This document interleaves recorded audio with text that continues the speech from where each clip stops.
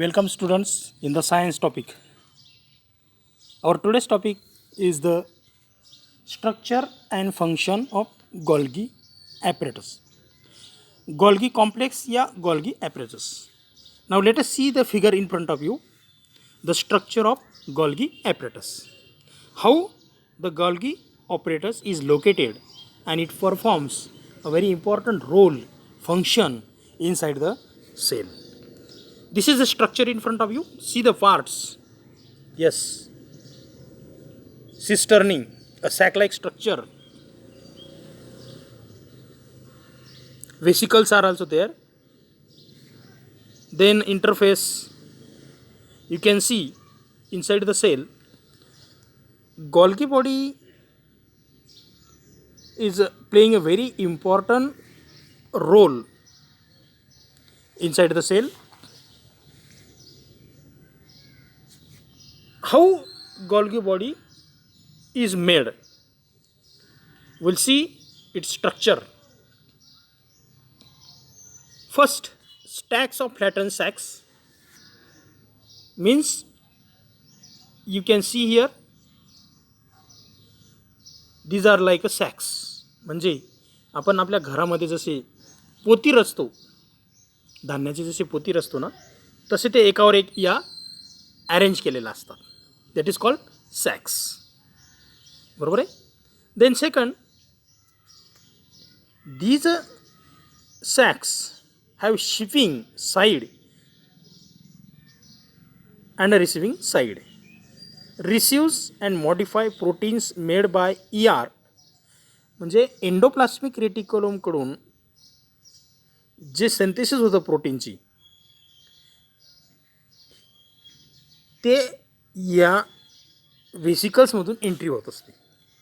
Means a Golgi body is made up of stacks of flattened sacs. It have a shipping side and receiving side. What material it receives? It receives the proteins from ER. ER means endoplasmic reticulum. Endoplasmic reticulum ते रेटी करतात. Transport vesicles आणि ते transport करण्यासाठी या ठिकाणी बघा transport vesicles, हे ट्रान्सपोर्ट वेसिकल्स आहेत. With modified proteins pinch of the ends. So that is the structure of Golgi bodies. This Golgi what is the function? Let us study about the function. Golgi apparatus function काय आहे? Processes proteins and other molecules by enclosing them in a small membrane. Bubble for shipping within and to the outside of the cell.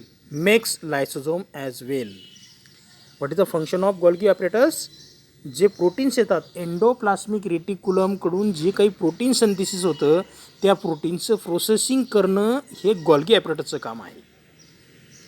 त्याच्यानंतर endoplasmic रेटिक्युलमकडून जे काही material येतं, काही molecules असतात त्यांचं processing करून या मेम्ब्रेनमध्ये जे व्हेसिकल्स असतात त्या व्हेसिकलतून त्याला रिसीव्ह करायचं काम करतात आणि ते ट्रान्सपोर्ट करायचं काम करतात. म्हणजे ट्रान्सपोर्टेशन डिपार्टमेंट त्याला आपण म्हणू शकतो. येस. म्हणजे काही मटेरियल जर असेल सेलच्या बाहेर जर टाकायचं असेल, फेकायचं असेल तर ते हे ट्रान्सपोर्टिंग म्हणून हे काम करतं. जसं माल असेल तो माल ट्रान्सपोर्ट करायचं ट्रान्सपोर्टिंग डिपार्टमेंट असतं, ट्रक्स वगैरे त्याच्यातून. त्या प्रकारे या व्हेसिकल्समधून त्या ठिकाणी मटेरियल हे ट्रान्सपोर्ट केलं जातं. लायसोझोम्स मेक्स लायसोझोम ॲज वेल. याच्या पुढचा जो पार्ट आहे लायसोझोम्स, याच्या पुढचा जो स्टेप आहे ती म्हणजे लायसोझोम. लायसोझोमला बनवण्याचं काम ते करतं. फॅक्ट्स काय आहे? The more molecules of a cell makes the bigger and more numerous the Golgi. So packaging centre of the cell phones. Yes, packaging department आणि ते ट्रान्सपोर्टिंग करायचं काम या ठिकाणी हे असतं. म्हणजे Golgi body is one of the packaging department. जसं इंडस्ट्रीमध्ये, कंपन्यांमध्ये किंवा फॅक्टरीमध्ये माल तयार झाल्यानंतर तो पॅकेजिंग केला जातो. पॅकेजिंग केल्यानंतर ते एका ठिकाणी स्टोअर केलं जातं आणि ट्रान्सपोर्ट केलं जातं. तसं याचं फंक्शन आहे Golgi कॉम्प्लेक्सचं. लक्षात घ्या. So the structure of Golgi complex consist of sacs. They are overlapping one other and having a vesicles at the surface for receiving the proteins and other molecules obtained from endoplasmic reticulum. So it is a packaging department of the cell. Now you can understand more about the Golgi complex by watching the following video. Let us just watch this video in Hindi, you will understand better. हमने देखा है कि एक factory किस तरह से काम करती है। एक फैक्ट्री जो कई चीजें बनाती है वो कई काम करती है, जैसे असेंबल करना, मॉडिफाई करना, पैक करना और फिर बनाई गई चीजों को ट्रांसपोर्ट करना। और एक सेल के फंक्शन को समझने के लिए हम यही एनालॉजी का इस्तेमाल करते हैं। अब तक हम जान चुके हैं कि एंडोप्लाज्मिक रेटिकुलम नामक ऑर्गेनेल एक फैक्ट्री की तरह काम करता है जो कुछ जरूरी पदार्थों का निर्माण करती है, जबकि गोल्जी अपैरेटस नामक दूसरा ऑर्गेनेल पैकेजिंग और ट्रांसपोर्ट करता है। हम एंडोप्लाज्मिक रेटिकुलम के स्ट्रक्चर और वर्किंग को देख चुके हैं। अब हम अगले ऑर्गेनेल को देखते हैं जो है गोल्जी अपैरेटस। इस यूनिट को सेल का मॉडिफिकेशन और पैकेजिंग यूनिट कहते हैं।